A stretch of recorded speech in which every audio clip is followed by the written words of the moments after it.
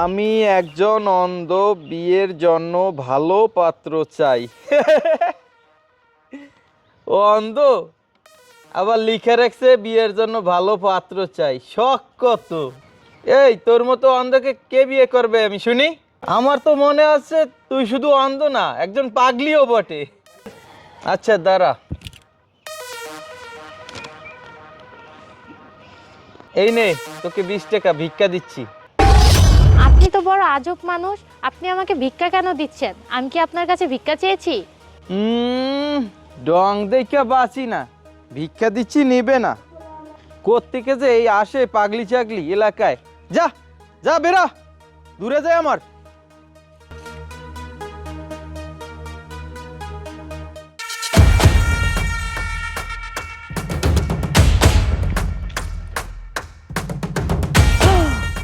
আরে মেয়েটা তো সেই।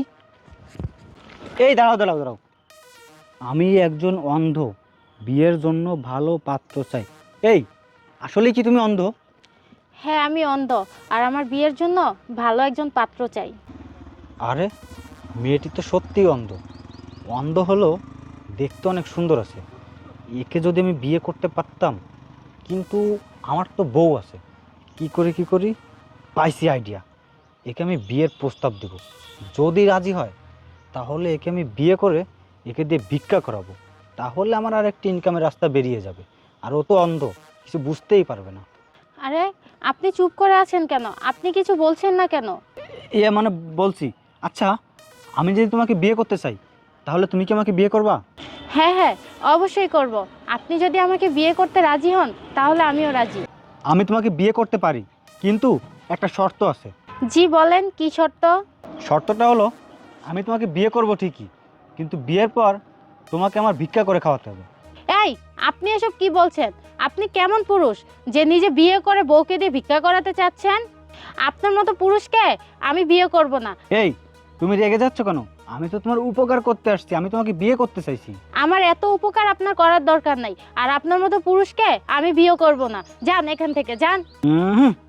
যে না চেয়ারা আবার গলায় ব্যানার ঝুলিয়েছে, আমার বিয়ের জন্য ভালো পাত্র চাই, তিনি বালে ওকে বিয়ে করবে। মানুষের খাই আর কাজ নেই, যা সর। এই চিপস লাগবে নাকি? চিপস, চানাচুর চানাচুর। আমি একজন অন্ধ, বিয়ের জন্য ভালো পাত্র চাই, মানে কি দেখি তো। আসসালামু আলাইকুম। ওয়ালাইকুম আসসালাম। আমি একজন অন্ধ, বিয়ের জন্য ভালো পাত্র চাই। আপনাকে দেখে তো ভালো ফ্যামিলির মেয়ে মনে হচ্ছে। আপনি কি সত্যি অন্ধ? আর আপনি কি সত্যি বিয়ে করতে চান? জি, আমি অন্ধ, আর আমার বিয়ের জন্য একজন ভালো পাত্র চাই। হ্যাঁ, বুঝতে পারছি, কিন্তু আমি একটা জিনিস মানে বুঝলাম না। আপনি একজন মেয়ে মানুষ হয়ে রাস্তায় রাস্তায় ঘুরতেছেন, বলতেছেন বিয়ের জন্য পাত্র চাই।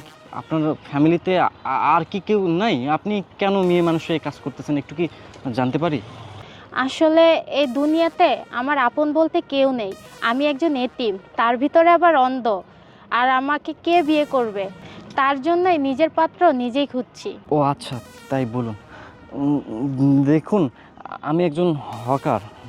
আপনি যদি কিছু মনে না করেন, আমি কি আপনাকে একটা কথা বলতে পারি?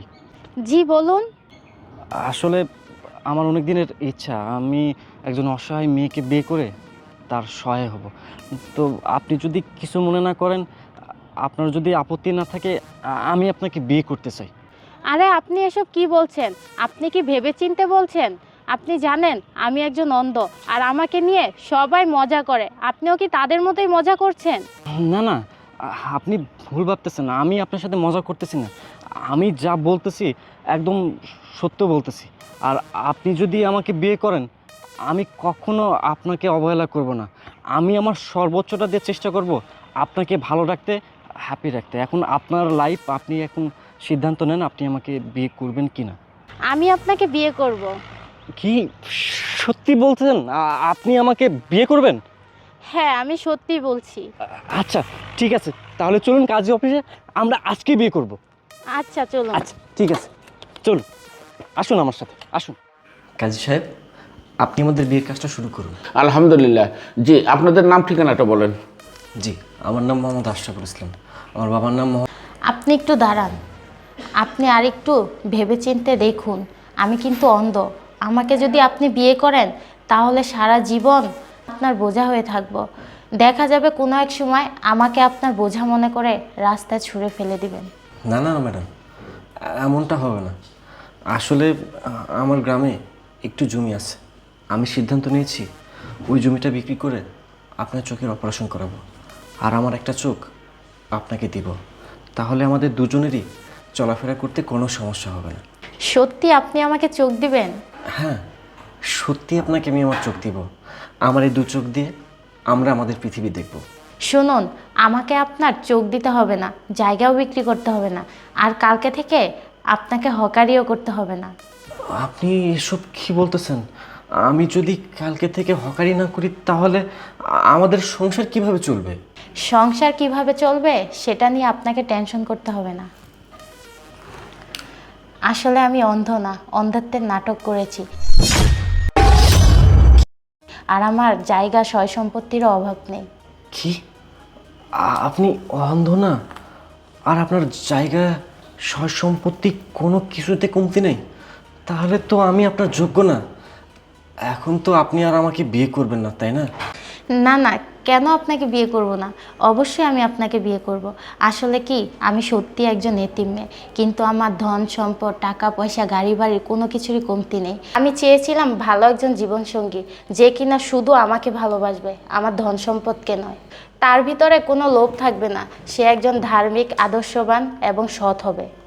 আর আপনি তো ভালো করেই জানেন, এখনকার যুগে ভালো মানুষ খুঁজে পাওয়া অনেক মুশকিল। তাই আমি উপযুক্ত জীবনসঙ্গী খুঁজে পাওয়ার আশায় অন্ধতার নাটক করেছি, এবং আমি আমার উপযুক্ত জীবনসঙ্গী খুঁজে পেয়েছি, সেটা হলো আপনি। কারণ আপনি অনেক ভালো মানুষ, আপনার ভিতরে কোনো লোভ নেই, সো আপনাকে বিয়ে করাই যায়। কাজী সাহেব, বিয়ে পড়ান। আলহামদুলিল্লাহ।